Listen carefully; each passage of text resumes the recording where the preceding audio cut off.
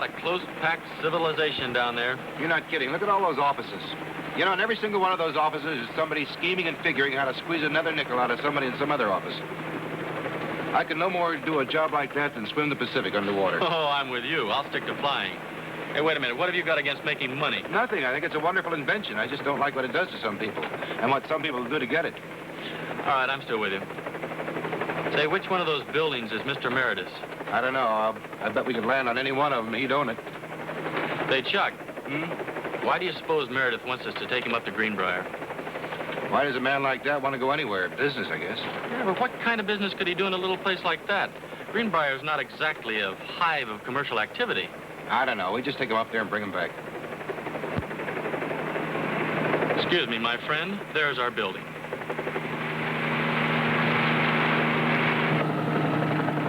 Right on time. I like that. But, you know, sometimes without you, I think we get lost.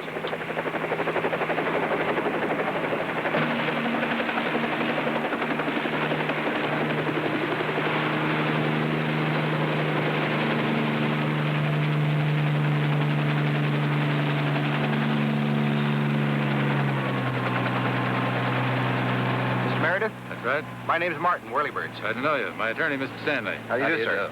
Well, you have a real nice Let's get paper. started.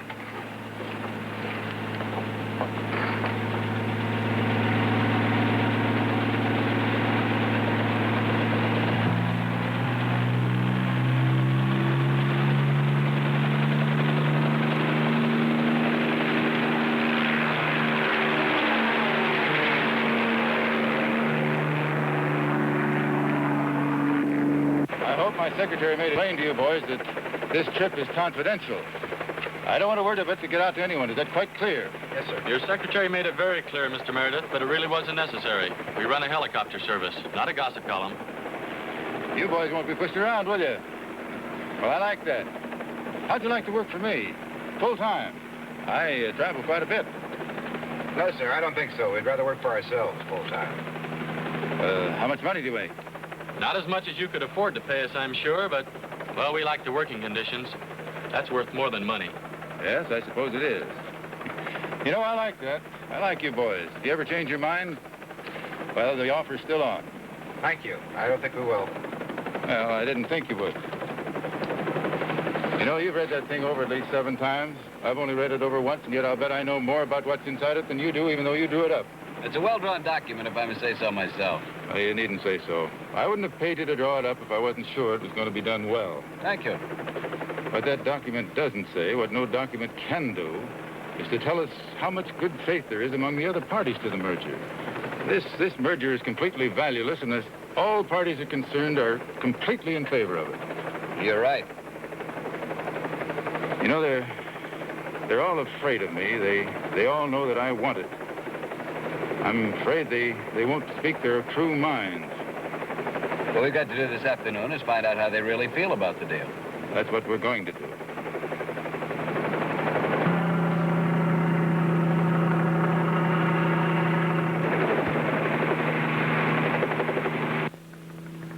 The king arrives. All hail. You're a bright boy, Jay. It's surprising you never learned the value of respect. Walter Meredith is twice the man you'll ever be. You adore him so, Mrs. Weldon. It's surprising to me that you ever divorced him. Don't confuse the issue, Jay. It isn't worthy of you. I was speaking of business acumen, not love. Perhaps a man with no real acumen doesn't love his business. It's a well-turned phrase, Mr. Cartwright, but I was speaking of another sort of love. And perhaps a man can have only one sort of love in his life. Perhaps. Speaking of love, let none of us forget to tell the great Mr. Meredith how much we love him and his views on the merger. If he were against something, he'd have the guts to say so. Mrs. Weldon, why are you so bitter? Is your great wealth and your position in the business community really of no consolation to you? For the loss of the great Mr. Meredith, I doubt it. I wonder if that's why your second marriage lasted for so short a time. It must have been quite unpleasant for poor Mr. Weldon, knowing that your thoughts were always... My. How unkindly we are. Shall we go?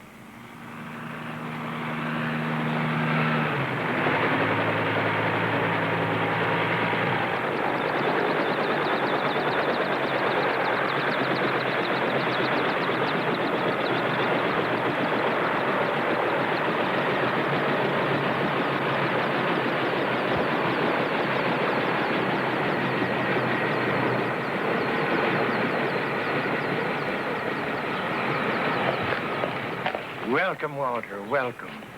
My home is your home for as long as you wish to stay. Thank you, Mr. Cartwright. You may find things a little primitive this afternoon. I let all the servants go for the day. I thought that under the circumstances it might be wise. Very wise. We wouldn't want anyone to know of this meeting. What about those two? Oh, they're all right. I'll vouch for them, Jay. That's good enough for me, Mr. Meredith. Very good to see you again, sir. Thank you, Jay. Good to see you. The dog sits up and offers his paw. We can't stand boy wonders. How strange, Mrs. Weldon, in view of the fact that you married one. When he was your age, he was a man. Thank you very much for the nice compliment. How are you, my dear? I'm fine, Walter. How are you? Fine. You're looking beautiful as ever. Thank you. Well, you know Arthur, of course. Hello. Arthur. And our two guests, P.T. Moore and Mr. Martin. Hello. Well, I think we ought to get started. See, it's 12 minutes past 2. That leaves us just exactly 48 minutes until we have to notify the bank if we're going ahead with the merger. Do you have any doubt, Walter, that we will all agree? We haven't voted yet. Walter, you underestimate your own strength. And others' weakness. Well, let's get on with it. Come on, boys. Sir, we'll wait out here for you. Oh, I think you might enjoy this. Come on. Well, surely you're not going to ask these pilots to sit in on the meeting. Yes, I am. You know, they have a rather unusual but not unintelligent attitude towards money. There are things that they won't do for it. That's something I don't think any of us can say for ourselves. I think they might enjoy seeing how money is made. Shall we go? Come on, boys.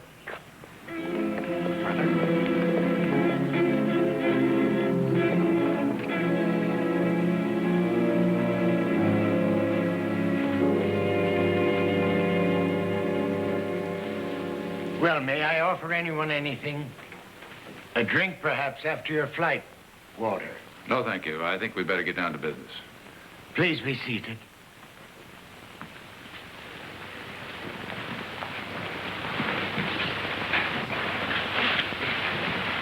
By this time, I'm sure you've all read your copies of the merger. Now, this document was prepared at my direction, so naturally I'm in favor of it. What I want to find out is how you feel about it. There'll be no objection, Walter. I take that to mean that you'll vote your stock in affirmative. Of course, Walter. Jay, how do you feel about it?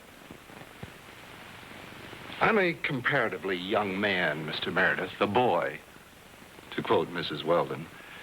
I've achieved a certain degree of success, perhaps prematurely. In any event, deservedly or not, I control certain interests. This imposes responsibilities upon me. In fulfilling these obligations, I don't think that I could do better than to follow your lead. Mr. Cartwright? I'm too old to stand in the way of progress, which this proposed merger undoubtedly represents. Affirmative. It seemed to settle the matter. Not exactly. Let's speak frankly. It'd be stupid of me to pretend that I was surprised at the result of this little informal vote we've just taken.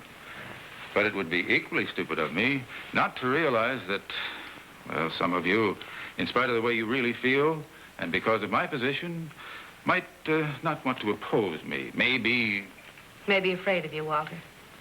Don't be modest. I think it's fairly obvious that if I were so minded, I could make certain reprisals against any of you who stood in the way of this merger. But this is the point. This merger cannot be successful unless each and every one of you want it, unless each and every one of you are willing to use the interest at your disposal in favor of this project. I'd rather have you vote against it than for it, simply because you are, as Marion put it, afraid of me. I must know how you really feel. So much simpler with dogs, isn't it, Walter? Remember the beautiful Irish setters we raised? We always knew how they felt about things. They never tried to fool us. The eternal, hopeful, hopeless search for truth. Do you find this problem in your business? How do you find the truth? Well, I'll tell you, Mr. Cartwright, we fly a helicopter. We've got a compass, an altimeter, and a gas gauge. It tells us where we're headed, how high we are, and how long we can stay up. It's about all the truth we need.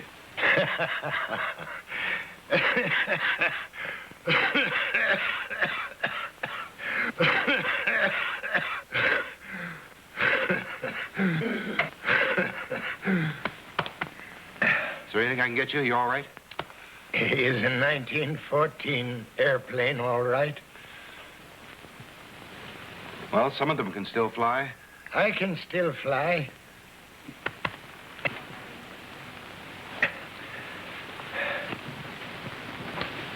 Mr. Cartwright, I don't mean to rush you, but if you're feeling all right, we have to get word to the bank in less than 25 minutes. Sure. Go ahead, Walter. I have even less time than you do. At my age, time is rather a nasty subject. You may have noticed that for the last 10 years, I haven't carried a watch.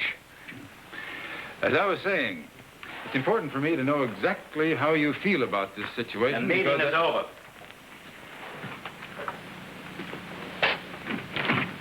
Who are you? What are you doing here? Shut up, all of you. The Hawks are meeting, huh? To plan another raid on the chickens. Well, there's not going to be any raid. You think you're Hawks, huh? Well, one of you is a pigeon.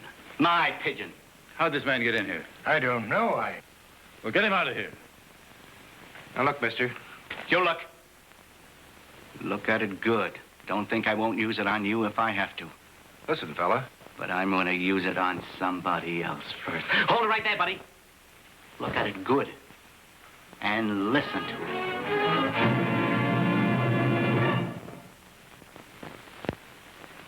Anybody got any last words? My good man, you're... Okay, I heard you.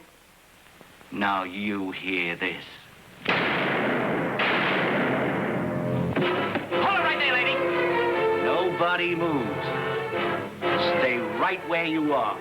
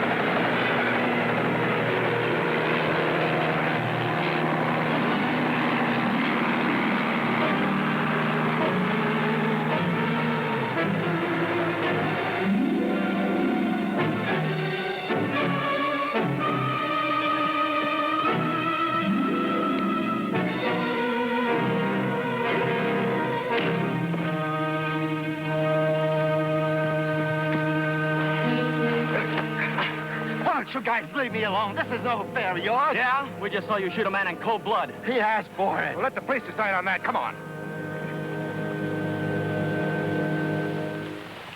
Violence, violence, violence. The last refuge of defeated people.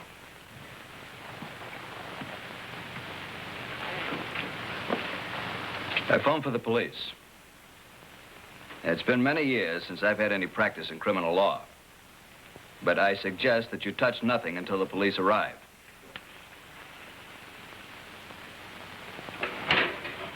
I can't stand this waiting. Life is nothing but waiting, my dear Mrs. Weldon. We're all waiting to die. Some of us must wait longer than others.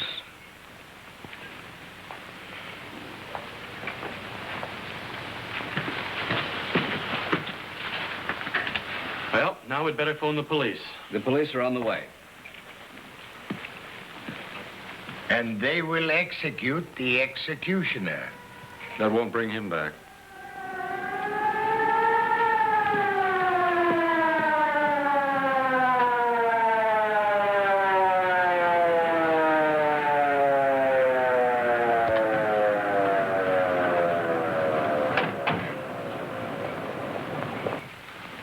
I'm Arthur Stanley. I'm the one who phoned. There's your man. How about it? I'll put the cuffs on him. He won't give us any trouble. At the stiff? That is Walter Meredith. You mean the late Walter Meredith?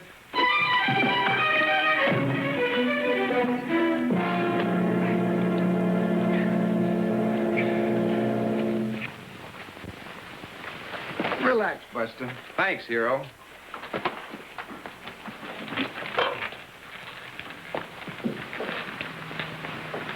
Is this what's known as a police investigation?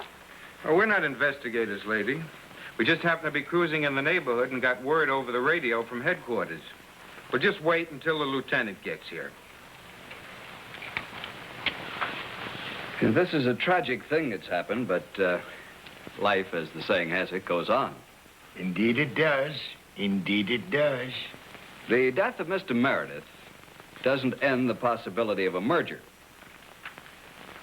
I hold his power of attorney in the matter, and I can vote his interests. If the merger is to take effect, we must still get to the bank by 3 o'clock. I suggest that the meeting continue. Oh, brother. I beg your pardon? The man's not even cold yet. A man you've apparently known for years. How can you... Take it easy, BT. It's none of our business. You're absolutely right. It isn't any of your business. But it is our business, and very important business. I suggest we get on with the meeting. Come along. Just a minute, lady. Where are you going? Into the other room. Nobody leaves this room. We have business to discuss. Surely you don't expect us to remain in the same room with... Oh, there's a touch of sentimentality. Come on, knock it off. Nobody leaves this room till the lieutenant gets here. Surely you don't think we're going We to... don't think anything, lady. We don't get paid to think. We just hold the fort until the lieutenant gets here. Very well. Let's continue with the meeting. We might as well start with you, Jay. Walter Meredith is dead. You don't have to be afraid of him anymore. And for once in your life, you can be honest. I take it that now you'll change your vote and go against the merger. Excuse me. You all think I didn't like Mr. Meredith. Well, I didn't. How can you like anyone that you envy to a point where you're all eaten up inside? I didn't envy him his money. I've made as much money as he had at my age. I envied him because he was strong, because he was sure, because he had guts. Twice the man I'll ever be, Mrs. Weldon. 10 times the man I'll ever be. He thought this merger was a good thing. I haven't the guts to disagree with him, even though he's dead. I envied him, but I took strength from him. I vote yes. Well, well. The boy genius. You know, I don't know what the rules are around here, but I guess it is okay to kick a man when he's down. Will you two aviators please leave the room? Nobody leaves the room. Oh, do let them stay, my dear Mrs. Weldon. Consider them my guests. Walter wanted them to learn something. Maybe they will. Maybe they'll find it of some value. Thank you, Mr. Cartwright. We're learning. We're learning fast. Under the circumstances, Mrs. Weldon, I don't quite understand your antagonism to Mr. Green. He's voting your way. He's on your side. Is he, Mr. Stanley? How do you know what my side is? Well, I thought you... You thought I worshipped Walter Meredith. You thought I adored him. You could never understand why I divorced him. Well, that's really very simple. I didn't divorce him. He divorced me. Well, well, well, well. He found I was manipulating stocks in a way that he thought was, I believe the word he used, was dishonest. He acted quite righteous. But if it was dishonest... Please don't split hairs with me, Mr. Stanley. As an attorney, you know the thin line between right and wrong. A thin line, perhaps, but a definite one. He spoke of criminal proceedings. There were no criminal proceedings. No. He forgave me. Charity. And then he threw me out. With the dreadful obligation charity hanging around my neck. I can forgive anything but unasked-for charity. It's too degrading. I vowed I'd get even with him for what he did to me. And I will. Haven't you waited too long to exact payment, my dear? He is dead, you know. No, it's not too late. I know how much this merger meant to him. His entire financial structure depended on it. And I'm going to vote against it. If he were alive, he could ride this out. But he's dead. And his noble empire is going to die with him. It'll all come tumbling down. That's the tombstone I'm erecting over him. A mass of rubble. What about you, Mr. Cartwright? Obviously, the proposed merger is not going to go through. Mrs. Weldon's interests will not be joined. But there is a possibility of you and Mr. Green joining forces with certain sections of Mr. Meredith's estate. You'll make a merger of which I'm sure Mr. Meredith would have approved. I knew Walter Meredith for almost 40 years, nearly half my life. In all that time, I never opposed him. I didn't dare to. He would have crushed me like that. Me, Horace Cartwright. I'm 87 years old, Mr. Stanley. Do you know what it means to a man like me to have lived the last 40 years of his life at the capricious mercy of a child who is now dead? A child with no breeding, no background, no family. A child for a long time that held a position of eminence that should have been held by a Cartwright, and now will be held by a Cartwright. I shall stand on my feet. I vote negative. Well, I guess we've all spoken our minds.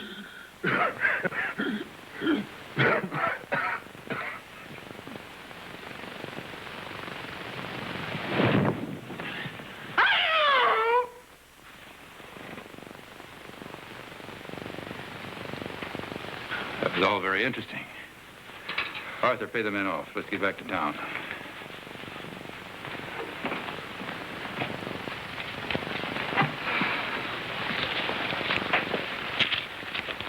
Thank you, Mr. Stanley. Nice job, boys. Sure. Thank you very much. Not at all. Bye.